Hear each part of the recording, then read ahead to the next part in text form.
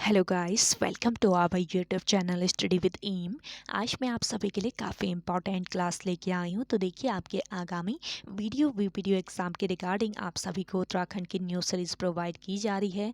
काफ़ी इंपॉर्टेंट ये सीरीज़ है और इस सीरीज़ में आप सभी को उत्तराखंड के एकदम यूनिक क्वेश्चंस दिए जा रहे हैं। साथ ही साथ क्वेश्चन से रिलेटेड इंपॉर्टेंट फैक्ट्स भी इसी सीरीज़ में ही बताए जा रहे हैं, जो कि वीडियो एग्ज़ाम के लिए काफ़ी हेल्पफुल रहने वाले हैं। तो आप सभी लोग हमारी सीरीज़ में स्टार्टिंग से लेकर एंड तक बने रहें। चलिए आज की सीरीज़ को हम स्टार्ट करते हैं। स्टार्ट करने से पहले जिन लोगों ने अभी तक हमारे YouTube channel study with M को सब्सक्राइब नहीं किया है, वो सब्सक्राइब कर लें। साथ ही साथ बगल में जो बेल आइकन दिख रहा है, इसे भी प्रेस कर लें ताकि हम कोई भी वीडियो डालते हैं तो उसका नोटिफिकेशन आपके पास जल्द से जल्द पहुंच जाए। आप सभी लोग हमारे टेलीग्राम चैनल को भी ज्वाइन कर सकते हैं। ये भी स्टडी विद एम के नाम से ही बना हुआ है और टेलीग्राम चैनल पर रात को 8 बजे क्विज का भी आयोजन किया जाता है। काफ़ी इंपॉर्टेंट क्वेश्चन आपको क्विज के रूप में दिए जा रहे हैं, तो आप क्विज ज्वाइन कर सकते हैं।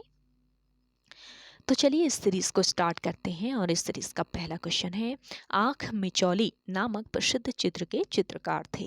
देखिए, आँख मिचौली नामक प्रसिद्ध चित्र के चित्रकार थे माणकू। ऑप्शन थर्ड इस क्वेश्चन का करेक्ट आंसर है। माणकू चित्रकार जो थे ये सुदर्शन शाह के दरबारी चित्रकार थे और माणकू देवलगढ़ समीप रामपुर निवासी थे। और देखिए, आँख मिचौली जो कि एक रंगीन चित्र है, इसका चित्रांकन माणकू ने किया था। और इसके अलावा माणकू ने जयदेव द्वारा रचित गीत गोविंद जिसकी रचना जयदेव ने की थी, तो गीत गोविंद का चित्रण भी इन्होंने किया था। माणकू ने कब किया था? 1730 ईस्वी में। अगला क्वेश्चन देखेंगे, राज्य के किस पर्वत को किलर माउंटेन कहा जाता है? देखिए, इंपॉर्टेंट क्वेश्चन है। किलर माउंटेन कहा जाता है नंदा देवी पर्वत को। ऑप्शन फर्स्ट यहाँ पे आपका राइट आंसर है। राज्य की सबसे ऊंची पर्वत चोटी है नंदा देवी और नंदा देवी की ऊंचाई की अगर हम बात करते हैं तो 7817 मीटर इस पर्वत चोटी की ऊंचाई है और यह पर्वत चमोली जिले में स्थित है। और इस पर्वत पर सर्वप्रथम आरोहण वर्ष 1936 ईस्वी में ओडेल व टिलमैन ने किया था। अगला क्वेश्चन देखेंगे, कुमाऊं वन कष्ट अध्ययन समिति की स्थापना किस वर्ष हुई? काफी महत्वपूर्ण क्वेश्चन है। तो देखिए, कुमाऊं वन कष्ट अध्ययन समिति, जिन लोगों को आंसर आ रहा है आप कमेंट सेक्शन में जल्दी से कमेंट करके बताएं।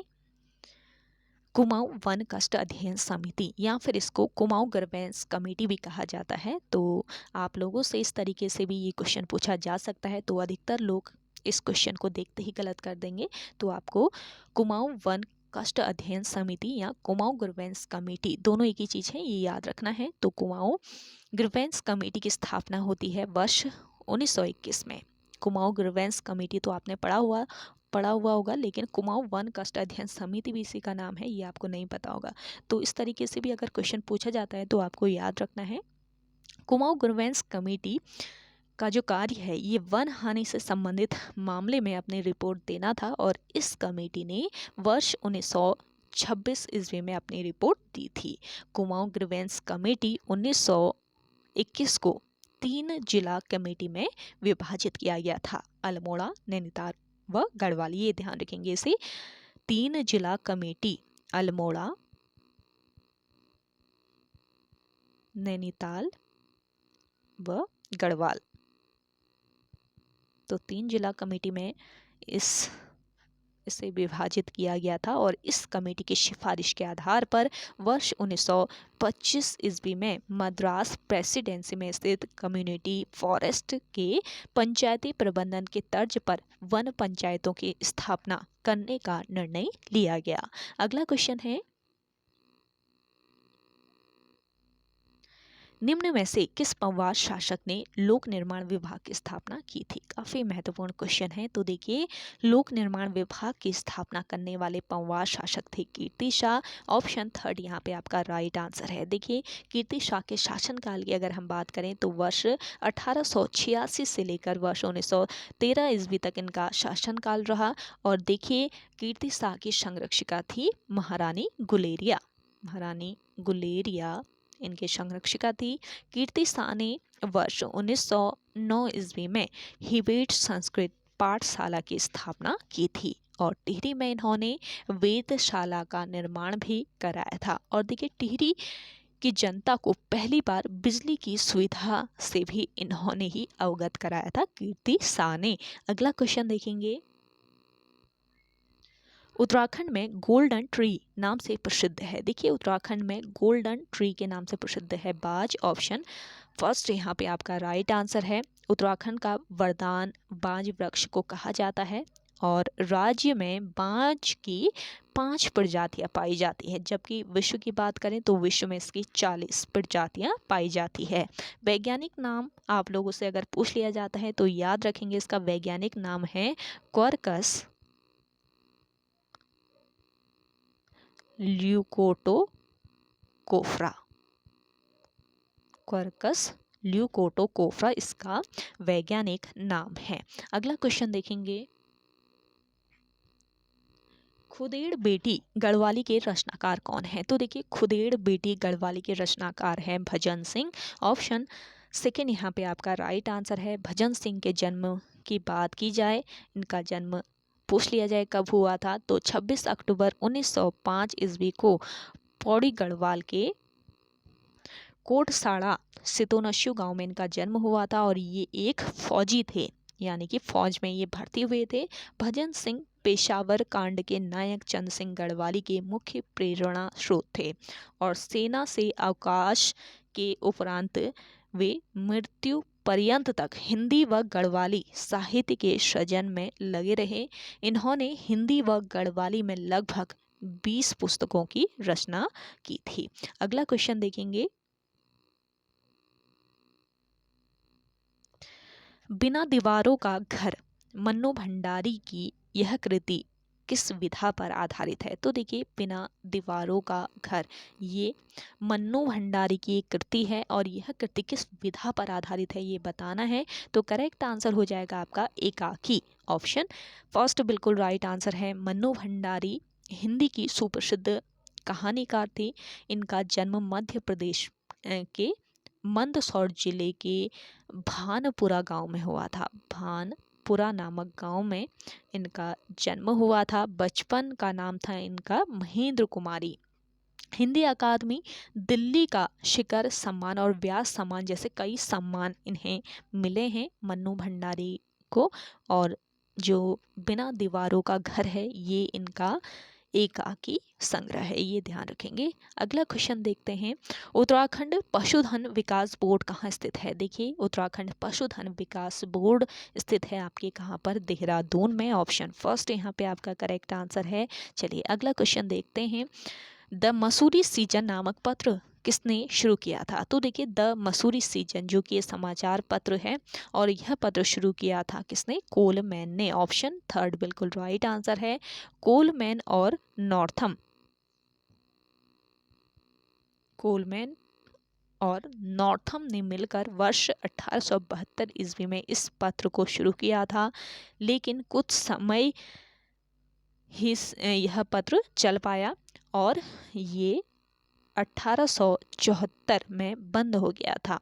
72 में शुरू हुआ और 74 में यह पत्र बंद हो गया। उत्तराखंड का पहला समाचार पत्र कौन सा था पूछा जा सकता है, तो उत्तराखंड राज्य का पहला समाचार पत्र था द हिल्स, जिसे जॉन मैकनिन द्वारा शुरू किया गया। अगला क्वेश्चन देखेंगे, कपिल का पेड़ कहानी के रचनाकार हैं। देखिए कपिल का पेड़ इस कहानी के रचनाकार हैं राजेश जोशी। ऑप्शन फर्स्ट यहाँ पे आपका राइट आंसर है। राजेश जोशी को 2 पंक्तियों के बीच रचना के लिए 2002 में साहित्य अकादमी पुरस्कार मिला। इनके द्वारा लिखित लंबी कविता समर गाथा है। अन्य रचनाओं की अगर मैं बात करती हूँ तो एक दिन पेड़ बोलेंगे, मिट्टी का चेहरा और नेपथ्य में हंसी, ये इनकी अन्य रचनाएं हैं। ये भी आयोग के द्वारा पूछी जा सकती हैं, तो नोट डाउन कर लीजिए इन पॉइंट्स को। देखिए इंपॉर्टेंट पॉइंट्स आप सभी को इसीलिए बताए जाते हैं ताकि उस क्वेश्चन से रिलेटेड अगर कोई भी क्वेश्चन आपसे पूछ लिया जाता है तो आपको पता रहना चाहिए। चलिए अगला है, उत्तराखंड में किस वर्ष वनों का वैज्ञानिक प्रबंधन किया गया था? तो देखिए उत्तराखंड में वनों का वैज्ञानिक प्रबंधन किया गया था वर्ष 1984 में। ऑप्शन थर्ड यहाँ पे आपका राइट आंसर है। अगला क्वेश्चन है आपका, राज्य में स्वशक्ति योजना की शुरुआत कब हुई थी? देखिए राज्य में स्वशक्ति योजना की शुरुआत हुई वर्ष 2002 में, और यह योजना किससे संबंधित है? स्वशक्ति जो योजना है ये महिलाओं से संबंधित है,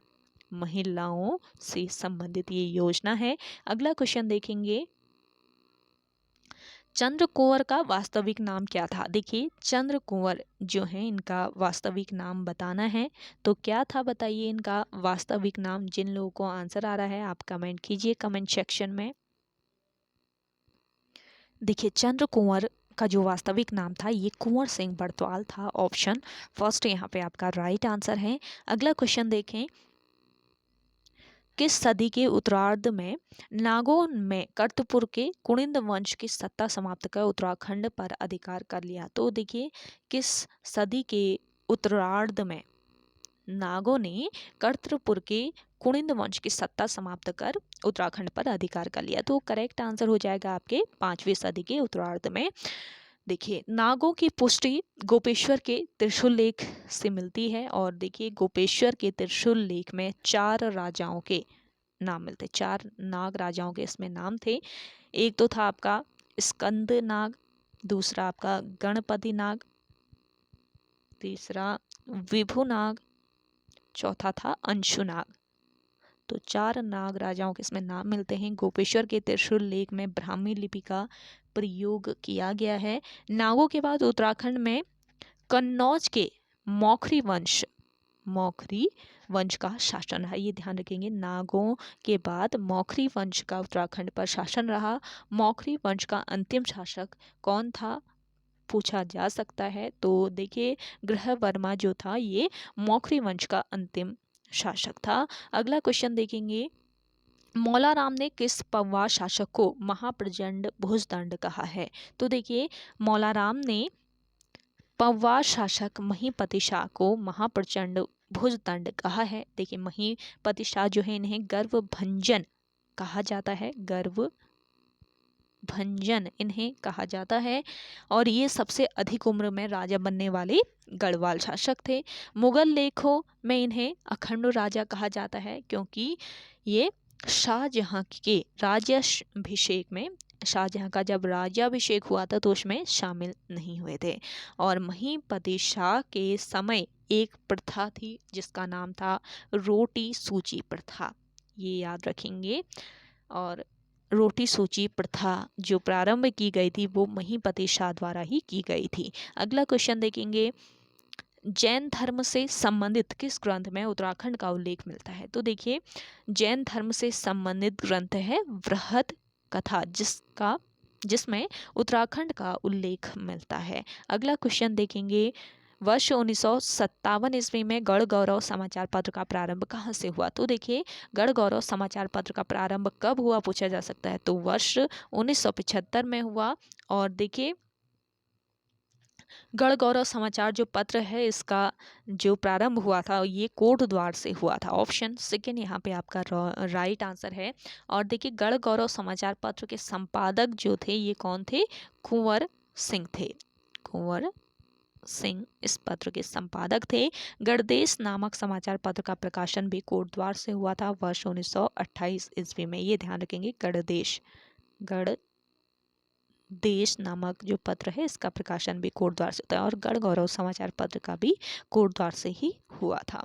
अगला क्वेश्चन है आपका, सेशन आप लोगों को पसंद आ रहा है तो आप लोग लाइक कर लीजिए। जिन लोगों ने अभी भी हमारे YouTube channel study with M को सब्सक्राइब नहीं किया है वो सब्सक्राइब कर लीजिए। देखिए एक एक इम्पॉर्टेंट फैक्ट आप यहाँ पे देख रहे हैं जो कि काफ़ी महत्वपूर्ण है। तो आप सभी लोगों के लिए इन क्लासेस को बनाने के लिए काफ़ी मेहनत भी लगती है हमें, तो आप सभी लोगों से मेरा रिक्वेस्ट रहेगा सेशन जो है इसे शेयर ज़रूर कीजिएगा ताकि ज़्यादा से ज़्यादा लोगों को इसका बेनिफिट मिल पाए। तो अगला क्वेश्चन है आपका, चमोली में स्थित योग ध्यान बद्री किस शैली में निर्मित है। देखिए चमोली में स्थित योग ध्यान बद्री जो है ये स्थित है और किस शैली में यह निर्मित किया गया है। तो राइट आंसर हो जाएगा शिखर शैली। ऑप्शन सेकेंड यहाँ पे राइट आंसर है। जोशीमठ से 20 किलोमीटर की दूरी पर स्थित है पांडुकेश्वर में क्या, योग ध्यान बद्री मंदिर। और यहाँ पर एक पांडव शिला भी है। तो आपसे पूछा जाए पांडव शिला कहाँ पर स्थित है, किस जनपद में, चमोली आपका राइट आंसर हो जाएगा। शीतकाल में कपाट बंद होने पर बद्रीनाथ की चतुर्मुखी मूर्ति जो है ये योग ध्यान बद्री में ही लाई जाती है। अगला क्वेश्चन देखेंगे, भारत में विधवा पुनर्विवाह अधिनियम कब पारित हुआ था। मोस्ट इंपॉर्टेंट क्वेश्चन है। भारत में विधवा पुनर्विवाह अधिनियम पारित किया गया वर्ष 1856 ईस्वी में। ऑप्शन फोर्थ राइट आंसर हो जाएगा आपका सन 1856 ईस्वी में हिंदू विधवा पुनर्विवाह अधिनियम से विधवा विवाह को वैध घोषित कर दिया गया था।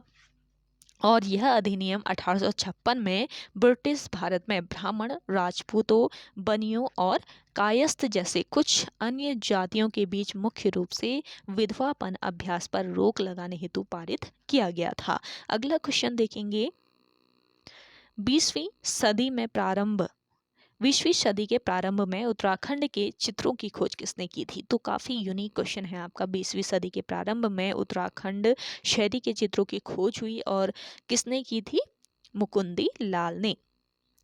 बैरिस्टर मुकुंदी लाल आपका ऑप्शन फर्स्ट बिल्कुल राइट आंसर है। देखिए मुकुंदी लाल का जन्म 1885 को चमोली जिले में हुआ था और इन्होंने वर्ष 1922 ईस्वी में